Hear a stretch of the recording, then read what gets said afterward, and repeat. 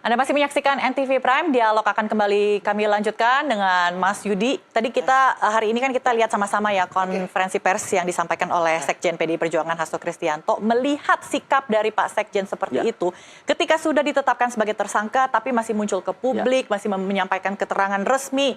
Bagaimana sebagai mantan penyidik KPK melihat tersangka yang bersikap seperti itu? Karena sebelumnya kita ketahui ada beberapa tersangka lainnya yang bahkan tuh kabur-kaburan. Dan jadi bagaimana kalau misalnya melihat Pak Hasto seperti ini? Ya, saya pikir kan itu positif saja ya, bahwa masyarakat kan melihat posisi beliau artinya berani menyampaikan pendapat ya, terlepas apapun yang disampaikan ya. Bagi saya kan tersangka sendiri kan mempunyai hak untuk membela diri ya, baik di depan publik apalagi di depan hukum gitu ya. Kalau depan hukum kan pembelaannya tadi mengajukan pra peradilan ataupun kemudian nanti mempunyai penasihat hukum kayak Bang Jo ya, dan kemudian nanti di persidangan pokok gitu ya, dan mendapatkan kepastian hukum kapan kasusnya akan selesai. Jadi menurut saya dari pengalaman saya memang ada juga dulu pernah ada penanganan kasus besar ya, orangnya sempat hilang tiba-tiba ada berita kecelakaan gitu kan, dan kemudian ada juga yang buron nggak ketahuan ya, tapi kan Pak Hasto ada gitu ya, dan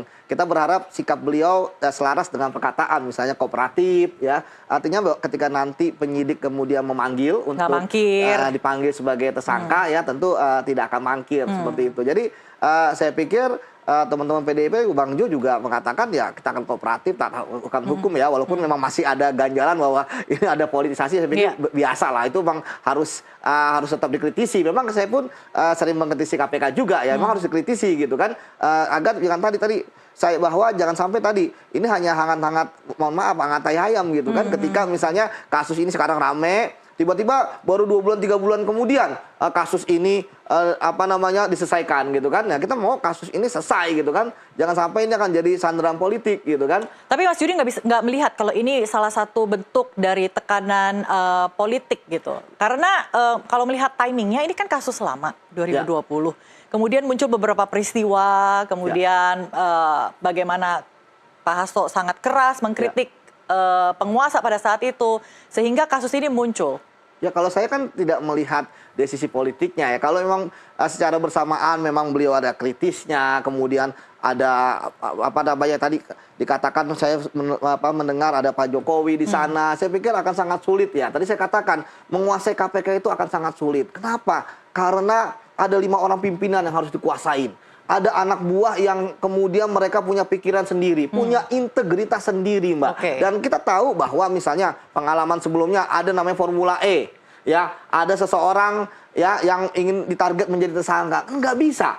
Tapi kalau pimpinannya yang mengorkestrasi semuanya nggak bisa, Mbak. Anak buah, walaupun saya tersingkir dari KPK ya, dan saya sering mengkritisi KPK, saya masih percaya ketika proses penetapannya itu dengan cara yang benar gitu ya. Kalau misalnya pimpinan mengatakan tersangkakan, dilawan, Mbak, kayak Formula E gitu kan, dilawan gitu. Cuman sekarang permasalahannya adalah tadi bahwa apakah KPK akan cepat menuntaskan kasus ini atau tidak. Karena kalau misalnya justru saya melihat hal yang positif ketika Pak Hasto itu kan jadi tersangka gitu ya, bahwa ada bisa jadi perlawanan hukum dari teman-teman PDIP kok akan lebih bisa kelihatan di ruang publik gitu kan. Kalau selama ini kan tersangka enggak, ada dugaan ini, termasuk ketika kenapa masa Firly aman-aman aja, begitu Firly tersangka korupsi, Firly tergantikan, tiba-tiba sekarang jadi tersangka korupsi gitu kan. Apakah ini bukti baru, apakah ini bukti lama, apakah sebenarnya buktinya sudah ada tapi tidak dibunyikan. Nah, ini kan banyak pertanyaan-pertanyaan yang tentu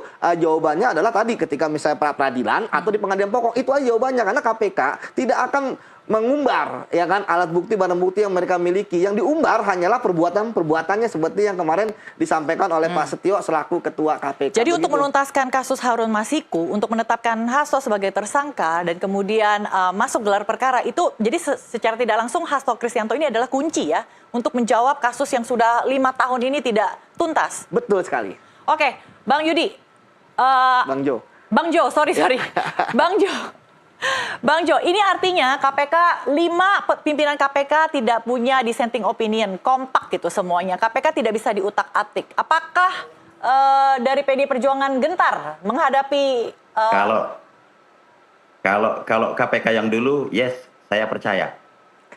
Nah, jadi kenapa kalau saya bilang tadi degelen, ya, mohon maaf aja bahasa saya, Pak Pak Hasto ini bukan pejabat negara. Pak Hasto ini bukan menteri, bukan presiden. Tidak ada perkara yang merugikan keuangan negara, tidak merugikan keuangan lembaga negara. Itu yang pertama. Terus apa kabar tuh dengan kasus gubernur yang di Maluku yang melibatkan Blok Medan? Udah sampai mana tuh perkaranya KPK? Yang kedua, terus bagaimana dengan saudara Kaisang yang naik private jet? Dipanggil KPK, apa kabarnya itu perkaranya? Oke. Nah, jadi ketika sebentar biar berimbang dong.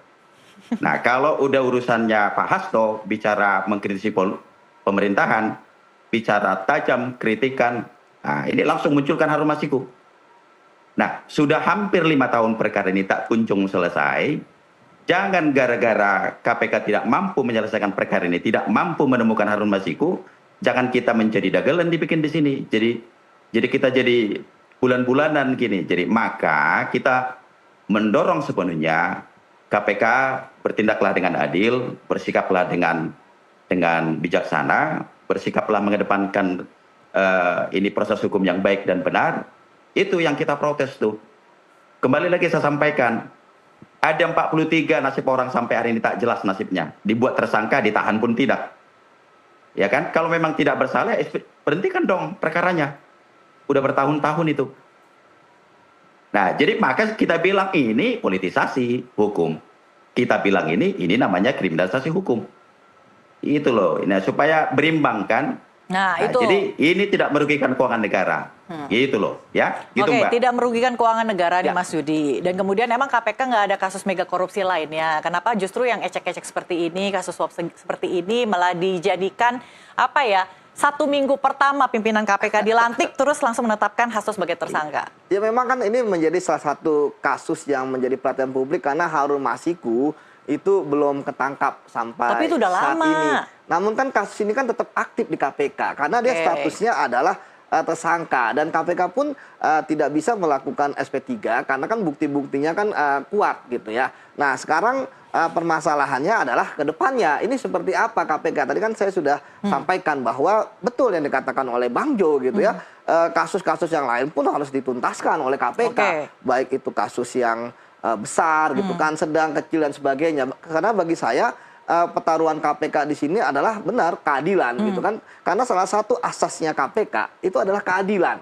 Jadi semua diperlakukan sama di depan hukum. Jangan sampai tadi seperti hukum nanti seperti pisau, tajamnya ke bawah, ke atas tumpul. Karena tadi saya katakan persepsi orang pasti banyak. Tadi saya katakan bahwa sebenarnya KPK menangani ketua umum partai, KPK menangani CM partai kan bukan yang pertama. Tetapi kenapa kemudian KPK pada masa lalu mampu untuk bertahan? Karena mereka benar-benar clean and distinct untuk segera menyelesaikan kasus ini. Seperti itu, Mbak. Nah, sekarang menetapkan Hasto Kristianto sebagai tersangka supaya kasus Harun Masiku ini bisa tuntas. Artinya kasus Harun Masiku ini ngejelibet banget sampai susah banget ya? Nggak ada clue gitu KPK sama sekali untuk menuntaskan kasus ini? Ya, itu yang saya herankan ya, karena memang di saat yang bersamaan ketika Harun Masiku menghilang, saya bersama dengan tim saya mampu menangkap buronan yang kelas kakap. Mereka adalah konglomerat, mereka adalah pejabat tinggi yang mampu bersembunyi dengan uang yang mereka miliki loh Mbak. Dan mereka ketangkep ada yang di apartemen mewah, ya kan, ketangkep ada yang di perumahan elit mewah. Artinya kan alatnya sama, SDM-nya sama, kemampuannya sama. Kenapa Harun Masiku kemudian tidak bisa ketangkap? Itu kan pertanyaan-pertanyaan yang tentu oleh publik ya kan selalu ditanyakan. Dan saya lihat sekarang kan KPK akhirnya kemudian karena Harun Masiku nggak ketangkap gitu. Apakah artinya ada yang melindungi sehingga susah banget memecahkan? Ya kalau udah melindungi ya pastilah ya, karena kan dia nggak akan bisa ya kan untuk dia aja ingin mendapatkan pekerjaan sebagai anggota DPR gitu kan. Bagaimana dia bisa membiayai dia gitu. Nah inilah yang sekarang apakah dengan penetapan tersangka oleh KPK terhadap Pak Hasto, baik kasus korupsinya yang berupa suap ataupun kasus perintangan penyidikan, bisa menangkap Harun Masiku atau tidak? Karena bagi saya seharusnya Harun Masiku keluar. ketika Harun Masiku keluar, ya nanti kan akan jelas. Ya siapa tahu bahwa ternyata Harun Masiku mempunyai pembelaan terhadap Pak Hasto. Bahwa apa yang dituduhkan oleh KPK selama ini ternyata tidak benar berdasarkan pengakuan Harun Masiku. Karena Harun Masiku itu adalah satu alat bukti juga loh Mbak. Dia sebagai tersangka tapi dia juga bisa sebagai saksi dalam perkaranya Pak Hasto. Seperti itu Mbak. Dan pada saat yang bersamaan mencekal Hasto Kristianto ke luar negeri, Yasona Lauli ini juga dicekal. Dan apakah ini adalah tanda-tanda satu saat nanti dalam waktu dekat Yasona Lauli juga akan ditetapkan sebagai tersangka? Saya pikir masih jauh lah ya. Kan banyak saksi-saksi juga yang dicekal bukan alasan karena pengembangan perkara, tetapi karena alasan sewaktu-waktu penyidik membutuhkan dan melihat bagaimana dinamika orang tersebut ya, keluar negeri dan sebagainya banyak. Jadi saya pikir masih jauh lah, terlalu jauh lah ketika nanti berkembang. Meskipun tidak ada kasus yang menjerat. Kenapa? Meskipun tidak ada kasus yang menjerat tetap bisa ditahan. Tetap sebagai saksi bisa. Bisa dicekal. KPK bisa mencekal orang-orang yang sebagai saksi gitu ya. Tapi ada batasan waktu 6 bulan dan bisa dipanjang 6 bulan berikutnya. Setelah itu sudah tidak bisa lagi untuk kasus yang sama. Seperti itu, Mbak. Baik, kita akan jeda dulu Mas Yudi. Bang Jo, kita akan lanjutkan nanti ke Bang Jo ya supaya imbang katanya tadi Bang Jo. Kalau enggak Bang Jo komplain. Pemirsa tetaplah bersama kami di NTV Prime.